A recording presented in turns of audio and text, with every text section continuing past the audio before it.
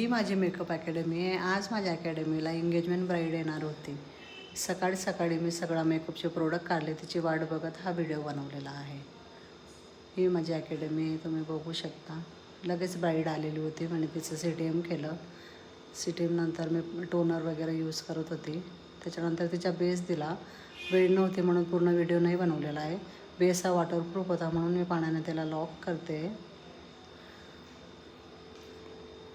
पाण्याने लॉक केल्यानंतर त्याला पुन्हा ड्राय केला आणि हायलायटर ब्लशर वगैरे लावते।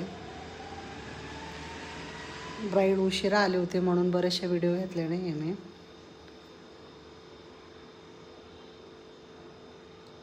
लास्टपर्यंत व्हिडिओ बघा, तुम्हाला तिचा फायनल लुक कसा वाटला। हा बघा, हा तिचा फायनल लुक कसा वाटला।